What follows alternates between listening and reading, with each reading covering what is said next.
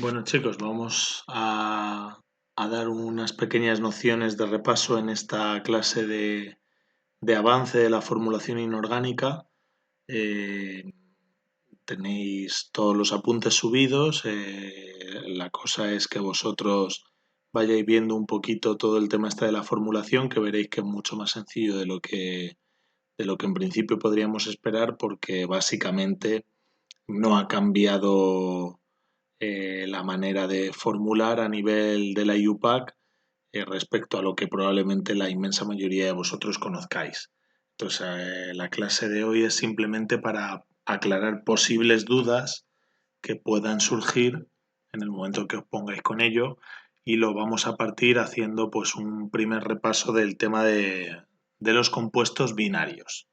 ¿Vale? Bueno, los apuntes habréis visto que empiezan con una primera tabla de valencias y cuando hablamos de compuestos binarios, pues básicamente la IUPAC, estas normas que son del año, en realidad son del año 2005, 2006, 2004, 2005, 2006, pero están revisadas hace 2 o 3 años por la propia comisión que organiza la EBAU y precisamente hacen referencia a ellas. Entonces, aunque sean de hace 15 años, son las que se tienen que utilizar hoy en día.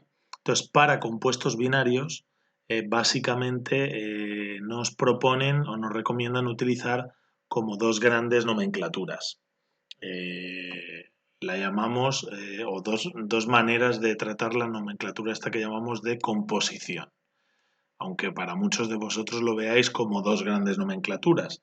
La primera, que sería esta que aparece aquí a la izquierda, es la que comúnmente habréis llamado o bien nomenclatura sistemática, que muchos os referís a ella así, sistemática, y otros a lo mejor la habéis llamado nomenclatura de la IUPAC, ¿vale? Aunque en realidad no es la única de la IUPAC, pero bueno, se la solía llamar así. Y en cambio el otro modo, bueno, esa nomenclatura sistemática, o en este caso de composición, lo que hace es utilizar prefijos numéricos, di, tri, tetra, 2, 3, 4, para indicar el número de átomos que hay de cada cosa, ¿vale? Y básicamente es la más sencilla de todas porque lo único que hay que hacer es leer al revés el compuesto. Empiezas por el final, te encuentras un 4, pues dices 4 con un prefijo, tetra. Luego te encuentras el cloro, pues dices cloro acabado en uro, cloruro. Y luego te encuentras lo último de todo, que está al principio, porque vamos del final hacia el principio, te encuentras lo último, el carbono, pues dices de carbono. Esta es la más sencilla y la que de hecho yo siempre os he recomendado. Yo me refería a ella como la de la IUPAC. Y bueno, pues siempre decimos leer al revés. En binarios también se puede utilizar esta otra nomenclatura en la que lo que indicamos en lugar de el número de átomos presentes de cada elemento, lo que indicamos es el número de oxidación. El número de oxidación para nosotros el 90% de las veces es la valencia con la que está actuando el elemento. Pues por ejemplo, en este compuesto el carbono pues está actuando con su valencia que todos conocemos, que es la valencia 4.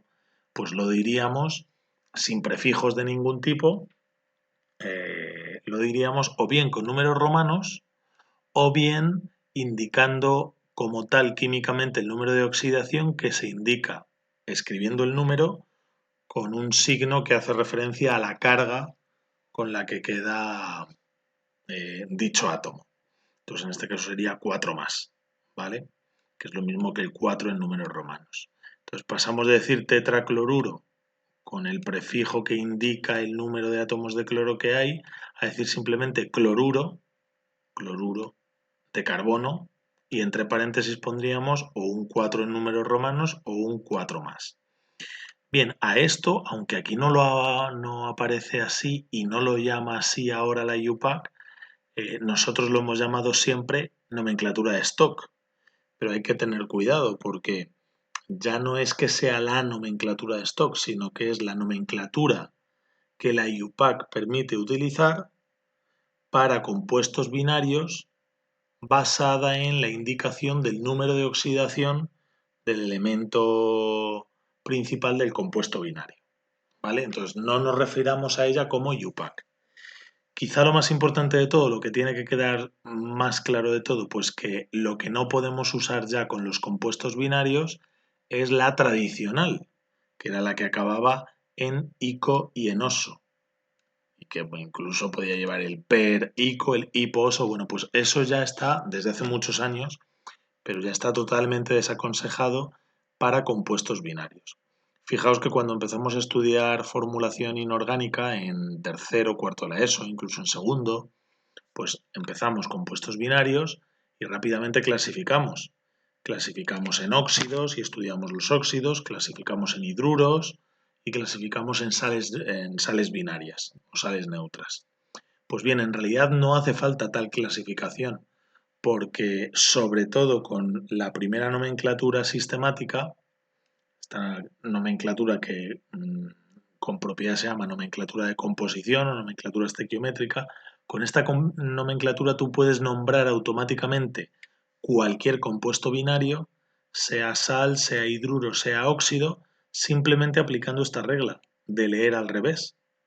Con eso ya puedes leer cualquier compuesto binario, sabiendo que lo único que vas a hacer es el primer elemento, es decir, que te encuentras al leer al revés, que es el último escrito, le acabas en uro, salvo que sea el oxígeno, que entonces le acabas en ido, o más comúnmente, que utilizas la palabra óxido, ¿vale? Entonces, ¿qué es hidrógeno? Pues lo acabas en uro acortando la raíz y te queda la famosa palabra hidruro. ¿Qué es cualquier otro elemento como cloro? Pues lo acabas en uro y entonces te queda cloruro, como veíamos en este ejemplo. ¿Qué es el oxígeno? Pues dices óxido. Y en realidad esto nos vale para la nomenclatura de composición sistemática, a la que nos referimos habitualmente como sistemática o UPAC, y también para esta antigua de stock, podríamos decir, la que hace referencia al número de oxidación. Entonces, bueno, pues por eso aquí tenéis los hidruros metálicos, va apareciendo todo, los volátiles, los no metálicos, los haluros de hidrógeno, que son los hidruros no metálicos, los óxidos, y luego me salto los peróxidos y luego las sales. Todo esto se lee exactamente igual, lo habréis podido comprobar, no voy a ir explicando ahora uno por uno porque esto sirve un poco a modo de repaso. Si alguien tiene alguna duda, pues ya que me pregunte. Pero básicamente yo empiezo por el final, sea la fórmula que sea, pues empezamos aquí vamos a hacer un ejemplo de cada, con un hidruro metálico, pues empiezo por el final, veo un 3, pues tri, H hidruro, acabo la palabra hidrógeno en uro, y luego digo el elemento que me encuentro escrito en primer lugar, aluminio, pues trihidruro de aluminio. ¿Que lo quiero decir con números de oxidación? Pues quito prefijo y diría hidruro de aluminio 3. ¿Cómo puedo estar yo seguro de ese 3? Bueno, pues ahora os digo un poquito más, pero básicamente por dos motivos. Uno, porque yo me debo saber de memoria las principales valencias de los elementos y sé que la valencia del aluminio, aquí la tenéis, pues es 3. Y luego además la propia fórmula me da pista de la valencia, porque aquí aparece este 3 porque la valencia del aluminio es 3. ¿Quiere eso decir que el último numerito siempre va a ser el número de oxidación que necesito poner aquí? Pues no siempre. En los hidruros sí, porque el hidrógeno tiene valencia 1, pero en los óxidos, por ejemplo, no tiene por qué. Entonces, luego además, bueno, en caso del hidruro de aluminio 3, como el aluminio solo tiene una valencia, pues no hace falta ponerla. Si tuviera más de una, por ejemplo el cobre que tiene valencias 1 y 2, pues ahí está con valencia 1, pues la pongo entre paréntesis, bien así, o bien poniendo ahí dentro del paréntesis un 1 más. Hidruro de cobre, 1 más. En la sistemática habitual, pues esto sería monohidruro de cobre, o hidruro de cobre o monohidruro de monocobre, porque el prefijo mono, que indica un átomo presente, sabéis que es voluntario ponerle o no ponerle. Lo tenéis también por aquí puesto. Bueno, pues otro tipo de hidruros son los volátiles, que son los que se forman con no metales de los grupos nitrogenoides y los carbonoides, pero bueno, eso es lo de menos. Por ver alguno, pues aquí tenemos, por ejemplo, pues el metano conocido comúnmente así, pues que en sistemática pues sería tetrahidruro de carbono. Me encuentro lo primero un 4, pues tetra, luego el hidrógeno, hidruro, y luego el carbono, pues carbono. O el amoníaco, pues trihidruro de nitrógeno. Que lo quisiera decir con números de oxidación, pues aquí podría decir hidruro de nitrógeno 3 o hidruro de nitrógeno 3 más. Bueno, y nos suelen dejar el nombre vulgar, aunque aquí hay varios nombres vulgares para algunos, entonces os podéis quedar con que el nombre vulgar admitido es el que acaba en ano, porque fijaos como aquí hay algunos que tenían dos nombres vulgares, pues el fosfano y fosfina. De hecho, era más vulgar, más conocido habitualmente la fosfina, pero bueno, por equivalencia con el metano, pues al final se admiten los acabados en ano, excepto el amoníaco que se admite tal cual, aunque también tiene un nombre equivalente común acabado en ano, que sería el azano. Pues azano y amoníaco que sepáis que es lo mismo. Bueno, esto tampoco es que sea especialmente importante. ¿Qué ocurre si el hidrógeno se combina con un elemento no metálico del grupo de anfígenos o halógenos? Pues que como los anfígenos y los halógenos son más electronegativos que el hidrógeno, entonces por las reglas de escritura de elementos químicos, siempre hay que escribir el último, el más electronegativo, pues entonces con los metales y con nitrogenoides y carbonoides el hidrógeno es más electronegativo que todos ellos y por eso va el último, pero con anfígenos y halógenos ellos son más electronegativos que el hidrógeno. Por tanto, ellos se escriben en último lugar. Y eso hace que parezca que son otro tipo de compuestos, pero no lo son. Son compuestos de hidrógeno con otra cosa. Y yo puedo seguir aplicando exactamente la misma norma de siempre, que es empiezo por el final, acabo en uro lo que me encuentre y luego sigo leyendo hacia el principio. ¿Qué pasa? Pues que claro que ahora lo que me encuentro al final y que tengo que acabar en uro no es la palabra hidrógeno. En este caso es la palabra azufre, que además coge la raíz latina, y entonces digo sulfuro, y como aquí hay un 2, pues sulfuro de dihidrógeno, que ahí pone de hidrógeno. Ah, bueno, porque estás con los números de oxidación. Aquí está con números de oxidación que como eh, el azufre solo actúa con valencia 2 en los hidruros, pues no los ponemos. Pero bueno, en sistemática sería sulfuro de dihidrógeno, telururo de dihidrógeno, fluoruro de hidrógeno. ¿Vale? Aquí lo tenéis todo con números de oxidación que no hemos puesto ninguno. De hecho, a veces el utilizar la nomenclatura con números de oxidación, como muchas veces no va la valencia escrita explícitamente, porque es opcional ponerla, porque el elemento tiene una única valencia, te puede crear confusión y pensar que está puesto en sistemática y que los prefijos son mono. Por ejemplo, en este caso no sería así. Sulfuro de hidrógeno, si no controlas bien la formulación, te puedes pensar que es que está escrito en sistemática y que entonces que la fórmula es HS. Pero claro, si te sabes bien las valencias, sabes que eso no cuadra porque el azufre no tiene valencia 1. ¿Vale? Bueno, aquí a modo de detalle que sepáis que el tema de la nomenclatura tradicional de utilizar la terminación hídrico, en realidad eso no es tanto una formulación, sino un nombre de un compuesto. Más que de un compuesto, es el nombre de una disolución.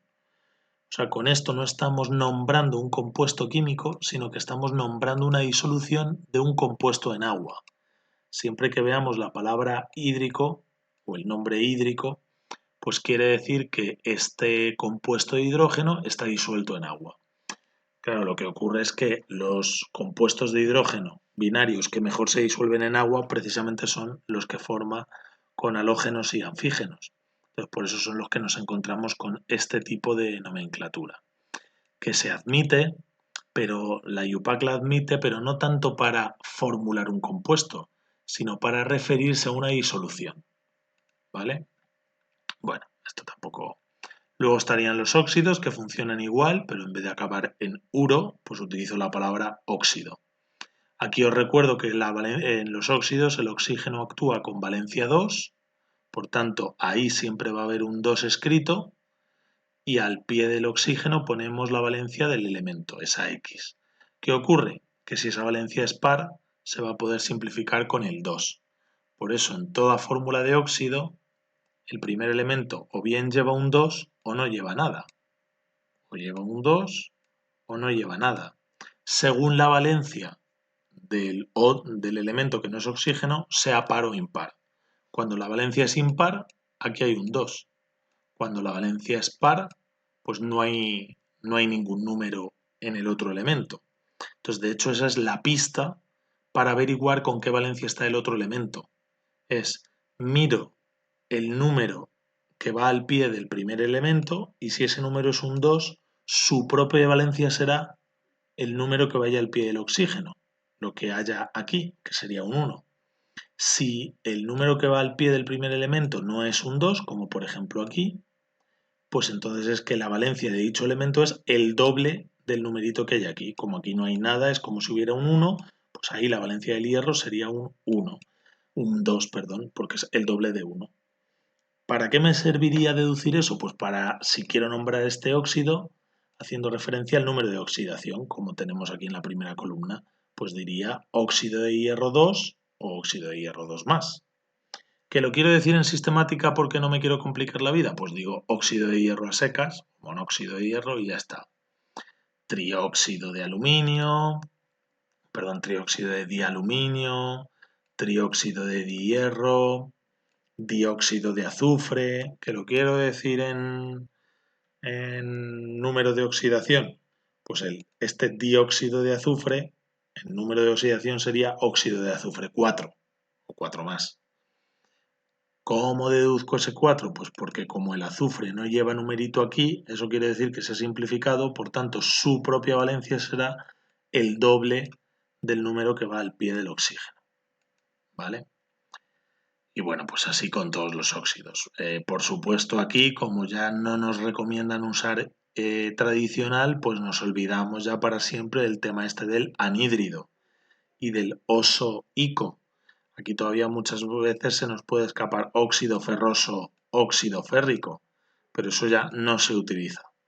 Y de hecho es más complicado utilizarlo, o sea que es que lo más fácil de todo es usar prefijos, trióxido de dihierro, ¿vale? Bueno, ahí tenéis los comentarios, etcétera, etcétera. Los peróxidos los dejo para el final, vamos a las sales binarias que son exactamente iguales, pero acabadas otra vez en uro. El último elemento le acabo en uro. Sabemos que la sal binaria es un metal y un no metal. El metal va primero, el no metal va después. Y la valencia del metal va al pie del no metal y la valencia del no metal va al pie del metal. A eso a veces lo llamamos intercambiar valencias, aunque a la IUPAC no le gusta el término de intercambiar valencias. Entonces, bueno, yo trataré de no decirlo tanto porque yo utilizaba mucho lo de intercambiar las valencias. Pues se supone que ahora no hay que decirlo, que queda feo. Vale, pues la manera de leerlo igual empiezo por el final, pues dicloruro de hierro, difluoruro de platino, trifluoruro de bromo.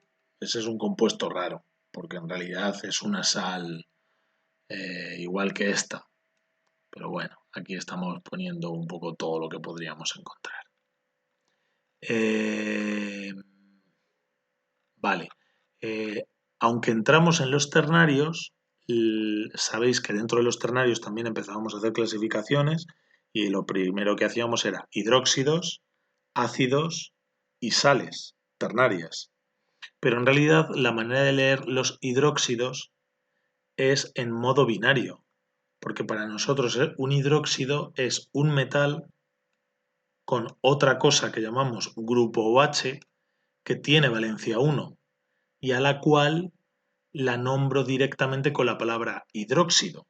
Entonces puedo seguir utilizando la nomenclatura de la IUPAC, vamos, la sistemática, la de composición, nombrando prefijos, pues dihidróxido de berilio, este de aquí, trihidróxido de aluminio. Pues bueno, yo básicamente es la que recomiendo. La IUPAC admite lo que llamaríamos de stock, que no quieren que nos refiramos a ella así, sino nomenclatura de composición mediante números de oxidación. Pero bueno, lo que toda la vida hemos llamado stock. Pues hidróxido de hierro 3, hidróxido de magnesio 2, ¿vale? Entonces la manera de leerlo, aunque ya sea un compuesto ternario, es modo binario, ¿vale?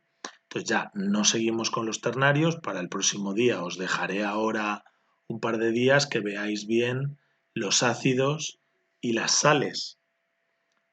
Pero antes sí, antes de cortar, sí que repasamos un poquito los peróxidos.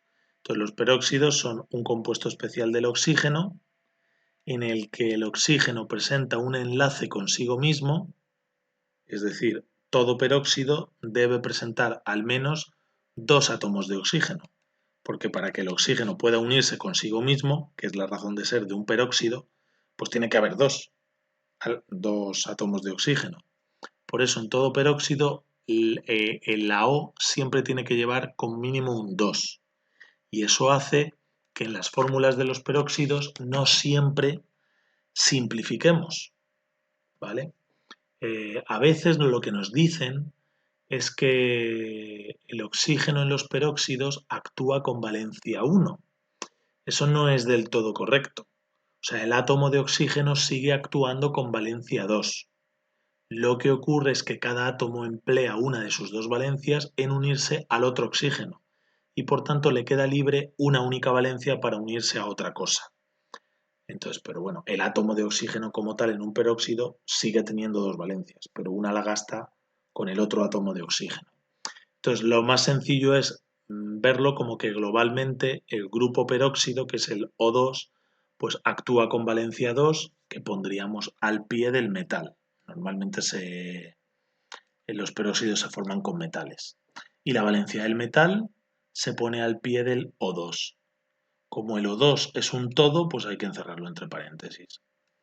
Si se puede simplificar un peróxido, a veces nos dicen, no se puede simplificar nunca. Sí, sí se puede simplificar mientras mantenga un 2 acompañando a la O. Por ejemplo, este de aquí no le puedo simplificar, el peróxido de litio, porque si le simplificara, la O se me quedaría sin 2. Pero aquí no hay ninguno precisamente simplificado, pero... Ah, sí, el peróxido de cobre 2. Sí, este es efectivamente el peróxido de cobre 2. La valencia del peróxido se pone al pie del cobre, la valencia del cobre se pone al pie del peróxido y esos dos números al ser pares sí se pueden simplificar sin que eso haga que el oxígeno tenga que perder el número 2 que lo acompaña. Por eso esa sí se puede mantener. ¿Qué ocurre? Que a veces esto ha ocurrido aquí, ha ocurrido en este del níquel, en el del bario, en el del calcio este de aquí, sí, había varios que vienen de simplificarse. ¿Qué ocurre? Que cuando tú lo ves así a simple vista, a veces puedes confundir un peróxido con un óxido a secas. Y entonces pensar que esto hay que leerlo como dióxido de bario. Pero no, la nomenclatura de los peróxidos precisamente está basada en utilizar el término peróxido. Puedes usar prefijos. Aquí ahora mismo no hay ningún peróxido con paréntesis. Pero si hubiera un paréntesis y el número eh, fuera del paréntesis, claro, eso es raro porque tiene que ser un metal que tenga valencia impar. Pero bueno, te podría valer con el aluminio, que tiene valencia 3. Pues aquí habría un 3 y no se podría simplificar. Pues tú tendrías que decir triperóxido. Pues cuando no hay ningún número fuera del paréntesis, pues tú siempre dices peróxido. Peróxido, peróxido, peróxido. Y dirías de litio, de bario, de níquel, de calcio, de cobre. eh, y puedes decirlo con números de oxidación o puedes decirlo con prefijos multiplicadores y aquí ya se admiten las dos versiones. Al final también sí que nos admitirían decir por ejemplo, en este caso, peróxido de dicobre, aquí peróxido de dilitio, pero también nos dejarían nombrarlo textualmente como si fuera un óxido, que os estaba diciendo antes que no, pero sí, me estaba liando yo solo. O sea, sí te admiten dióxido de dilitio o dióxido de bario. El problema es que tú lo confundas pensando que es un óxido. No es que no esté admitido, sino que tú al leerlo pienses que es un óxido y no te des cuenta de que es un peróxido. Pero la razón, o sea, la manera de verlo es el tema de las valencias. Si tú sabes que el bario tiene valencia 2, tú aquí sabes que esto no puede ser un óxido normal, porque si este 2 fuera la valencia del bario, entonces el numerito de ahí tendría que ser la valencia del oxígeno y el oxígeno no tiene valencia 1. Por tanto, ahí esto no puede ser un óxido normal. Bueno, no sé si me he explicado o no me he explicado. Lo que quiero decir es que aunque tú puedas leer el peróxido nombrando simplemente los números que aparecen tal cual, como si de un óxido se tratara, porque en el fondo la nomenclatura sistemática lo que hace es nombrar la composición estequiométrica, es decir, nombrar cuántos átomos de cada elemento están presentes. Entonces, básicamente lo que quiere decir aquí la nomenclatura es tengo 2 átomos de oxígeno, tengo 2 átomos de litio. ¿Cómo lo digo? Pues lo puedo decir dióxido de dilitio. Me admitirían, porque hace referencia al tipo de compuesto, peróxido de dilitio. Incluso me admitirían con números de oxidación, peróxido de litio. Pero lo realmente importante es que tú, lo nombres como lo nombres, sepas discernir que estos son peróxidos y no son óxidos normales. ¿Vale? No sé si ahora os lo he aclarado un poquito mejor. Bueno, pues hasta aquí toda la parte, fijaos que en nada, en cuestión de media hora hemos repasado toda la formulación binaria y los hidróxidos. Pues os dejo para que en un par de días os repaséis toda la formulación ternaria, ácidos y sales ternarias, y la repasaremos en otra clase y ya la última de todas que grabaré será con un nuevo tipo de nomenclatura para ácidos, que ese sí que no le hemos dado, que ni siquiera es la que llamábamos antiguamente la IUPAC, porque ya la ha actualizado, pero bueno, os la daré también, ¿vale? Pues nada más, vamos rematando el curso, chicos. Un saludo.